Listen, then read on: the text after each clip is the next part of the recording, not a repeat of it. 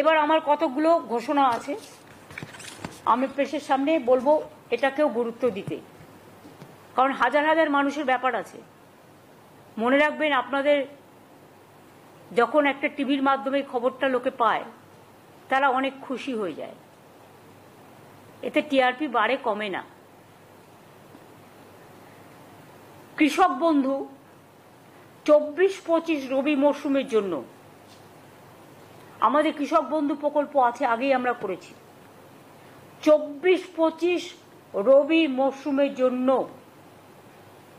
কৃষক বন্ধু নতুন প্রকল্পে 1,08,95,000 কৃষককে,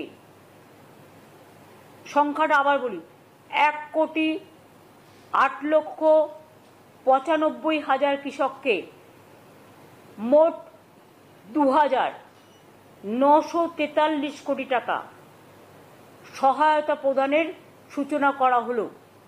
আগামীকাল থেকেই টাকা ছাড়া হবে। এর মাধ্যমে আপনারা কয়েক কোটি দর্শককে পৌঁছে গেলেন, রিচ করলেন। Yes or no?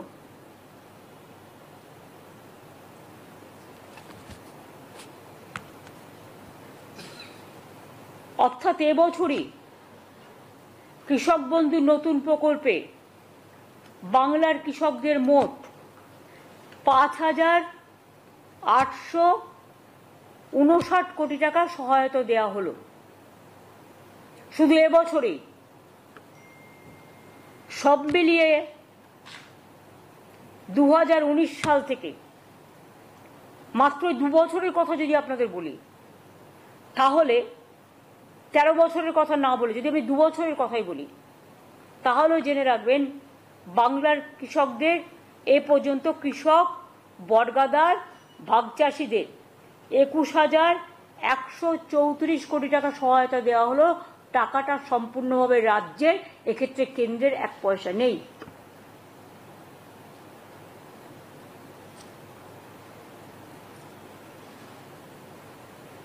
Am I clear? অন্তত হাত তুলে একজন দেখান, বুঝেছেন? ওই দীপঙ্কর নন্দী বুঝলে হবে না, ও শুনবে এক, লিখবি এক।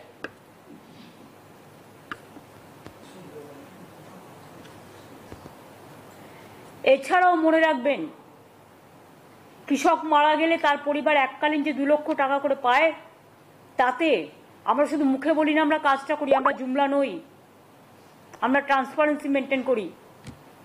1,27,000 বেশি কৃষক পরিবারকে 2,544 কোটি টাকার বেশি সহায়তা প্রদান করা হয়েছে।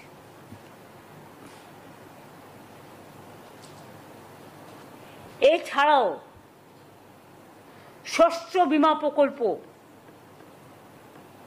মানে ক্রপ ইন্স্যুরেন্স, আগে চাষিদের টাকা দিতে হতো, কিন্তু এখন চাষিদের টাকা দিতে হয় না, আর সেন্ট্রাল গভর্নমেন্টের টাকা আসে না, আমরা দিই 100%। 1,02,00,000 কৃষককে বাংলা শস্য বীমা রাজ্য সরকারের নিজস্ব তহবিল থেকে আরো 3,221 কোটি টাকা সহায়তা করা হয়েছে। এছাড়াও বন্যা ও দানার মতো নানা প্রাকৃতিক বিপর্যয়ে বাংলা শস্য বীমার সময় সেপ্টেম্বর পর্যন্ত থাকে শস্য বীমা করা, এটা নভেম্বর পর্যন্ত বাড়ানো হয়েছে এবং রাজ্য জুড়ে এর জন্য ক্যাম্পও করা হয়েছে। প্রায় 65 লক্ষ কৃষক এতে নাম লিখিয়েছে। এটা আলাদা, নতুন হবে। যারা এই দানা হয়ে গেল, বন্যা হয়ে গেল, রিসেন্ট যেগুলো হলো, সার্ভেটা কমপ্লিট হয়ে গেছে। ডিসেম্বর মাসের মধ্যেই